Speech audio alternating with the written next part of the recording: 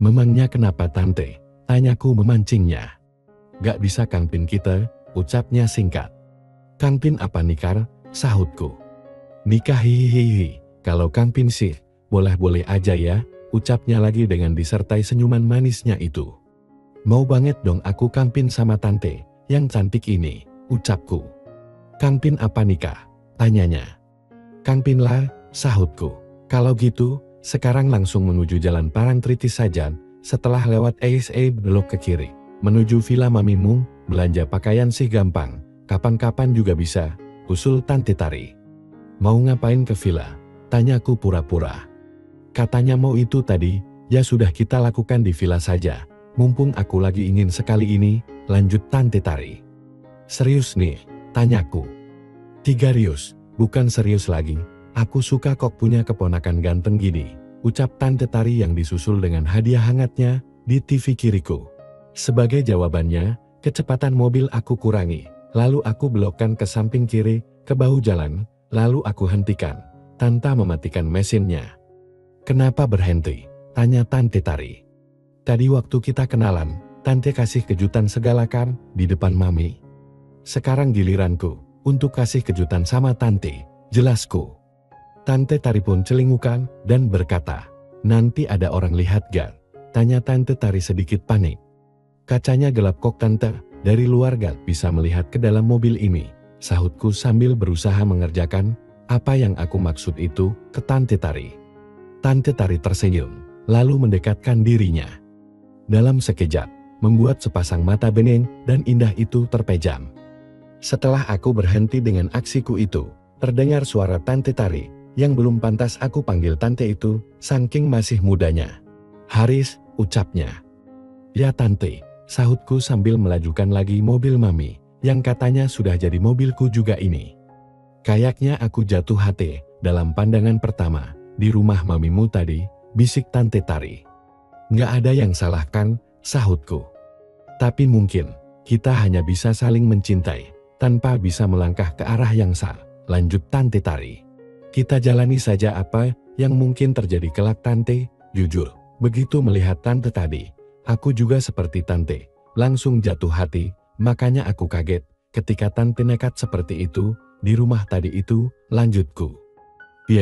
Tadi aku sudah gak nahan, melihat bagusnya keponakanku ini, makanya aku gak sungkan-sungkan lagi, nekat begitu di depan Mamimu, sahutnya malu-malu kucing. Tapi sejak itu tadi, aku langsung merasa ingin memiliki tante, jawabku. Kamu boleh memiliki aku lahir batin, tapi kita takkan bisa menikah secara sah Haris, gak apa-apa kan? Tanya Tante Tari.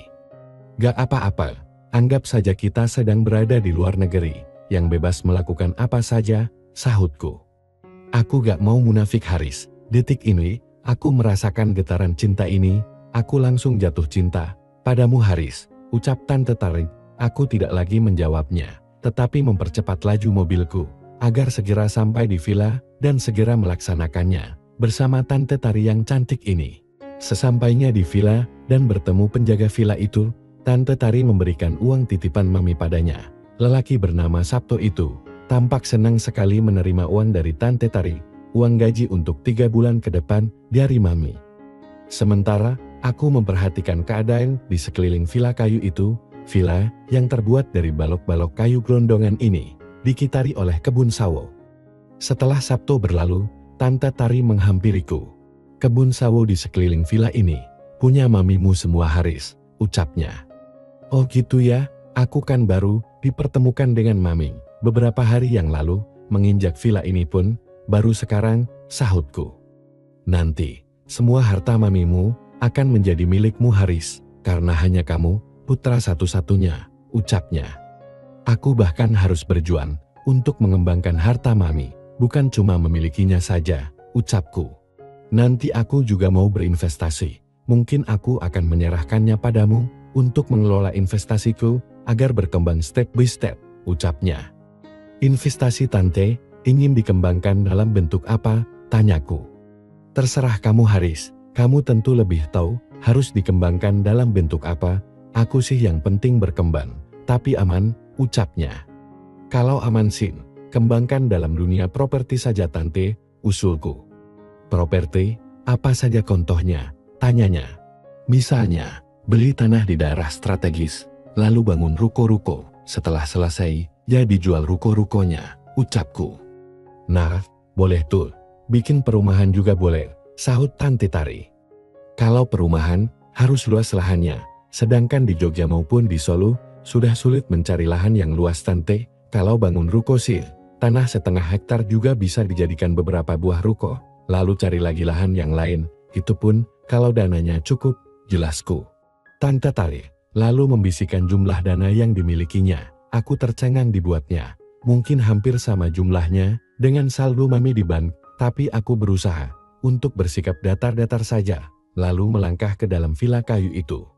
Ternyata di dalam villa itu ditata sedemikian nyamannya, sehingga aku tertegun sejenak, karena tak menyangka kalau di dalam villa itu tampak serba mewah, tidak sederhana seperti kelihatan dari luarnya. Di dalam villa kayu itu ada kulkas, televisi, mesin cuci, microwave dan sebagainya. Tentu saja ada listrik, yang waktu membiayainya dulu pasti mahal sekali, karena kabelnya harus membentang jauh ke jalan raya. Kagum juga aku melihat keadaan di dalam villa itu yang jauh dari dugaanku semula. Namun yang paling aku kagumi adalah Tante Tari itu yang telah mempersiapkan dirinya, sehingga keindahan yang alami tampak di depan mataku. Kemudian sambil bertolak pinggang, dia menatapku dan bertanya, "Apakah aku memenuhi syarat untuk dijadikan kekasih tercintamu Haris?" Tanyanya. Belum kelihatan semuanya, jadi aku belum bisa menilainya Tan, sahutku. Nah begitu saja, panggil aku Tan saja, jangan dilengkapkan jadi Tante, karena umurku kan baru 25 tahun, belum layak dipanggil Tante, ucapnya sambil duduk di atas sofa, bertilamkan kain putih bersih. Iya, sahutku sambil duduk di sampingnya, karena aku ingin melihat dengan jelas. Dengan tangan agak gemetaran, aku mencoba meraihnya. Apa yang diangsurkan Tante Tari itu, padaku itu. Semuanya ini, dan segenap jiwaku, akan menjadi milikmu Haris, ucap Tante Tari. Tapi kamu jangan curang gitu dong, masa cuma Tante sendiri yang bersiap-siap, ucapnya merajuk. Aku tersenyum, seraya mengikuti apa yang menjadi keinginannya itu. Tante Tari langsung mengambilnya, begitu terpampang di depannya. Sepertinya sudah tidak sabaran banget. Aku sih ya senang-senang saja. Satu-satunya lelaki yang pernah bersamaku selama hidupku adalah lelaki tua yang mantan suamiku itu. Sekarang aku mendapatkan sesuatu yang jauh lebih lagi dari kamu Haris. Sudah orangnya pun ganteng. Sekarang sudah boleh ini sayang, ucap Tante Tari. Tadinya justru aku yang ingin membuat Tante senang terlebih dulu dengan keahlianku, ucapku. Ya sudah, kalau gitu, ucap Tante Tari sambil melompat ke atas bed. Aku pun langsung menyusulnya. Mulailah aku mengarahkan semua pengalamanku selama ini, sehingga tak ayal, Tante Tari pun kesenangan. Bermimpi pun, tidak pernah, kalau aku akan mengalami ini semua Haris, ucap Tante Tari seraya mengusap-usap rambutku. Hanya berkisaran 10 menit, Tante Tari sudah merengek, minta aku ke arah yang semestinya. Dengan sigap, aku tanggapi permintaan Tante Tari itu. Setelah itu, aku baru menyadari, ternyata sangat istimewa sekali rasanya. Kok bisa seperti ini Tan, kataku setengah berbisik. Kan selalu dirawat oleh ramuan-ramuan tradisional, sahut Tante Tari sambil merapatkan TV-nya. Sungguh terasa romantisnya, karena Tante Tari inginnya yang dengan cara santai, tidak gerasa gerusu. Rupanya dia senang slow motion, sehingga kegiatan kami itu lebih bisa dihayati dan membuat kami serasa tengah berada di kayangan. Seolah-olah tengah berada di surga dunia. Tante Tari mulai banyak mengeluarkan suara-suara pujiannya untukku. Bahkan tangan Tante Tari pun terkadang merentuas-tuas kain sepai, rambutku, dan terkadang mengepak-ngepak KSR, bagaikan burung yang patah sayapnya dan ingin terbang, tapi tak bisa. Dalam keindahannya ini, terngiang lagi kata-kata Mami, agar Tante Tari jatuh cinta padaku, agar hartanya jangan jatuh ke tangan lelaki pemorotan. Tapi aku melakukan semuanya ini, bukan untuk harta, bukan, aku hanya ingin menikmati hidupku ini, karena semasa masih kuliah, aku tak pernah berpetualang dengan siapapun, dan kini aku bebas melakukannya dengan wanita pilihanku sendiri, meski dengan keluargaku sendiri. Hingga pada akhirnya, Tante Tari mengatakan kalau sudah dekat, aku pun mempercepatnya, seolah pelari maraton yang sedang sprint di depan garis finish, dan Tante Tari semakin klepek-klepek. Sampai akhirnya finish juga, dengan mulut ternganga, dan juga dengan mata terpejam dan nafas yang tertahan. Pada saat itulah, aku rasakan sesuatu yang sangat indah, seperti kempot-kempot gitu. Dan gilaknya, aku pun tak dapat menguasai diriku lagi dan ikutan dapat juga. Ketika aku perhatikan wajah Tante Tari yang sedang menatapku dengan senyum manisnya, tampak sekali bedanya, dia lebih cantik dari sebelumnya. Cantiknya seorang wanita muda yang baru mendapatkan kebahagiaan yang sangat besar. Terima kasih Haris sayang, baru sekali ini aku merasakan yang benar-benar seperti ini, barusan kita barengan ya? Tanyanya.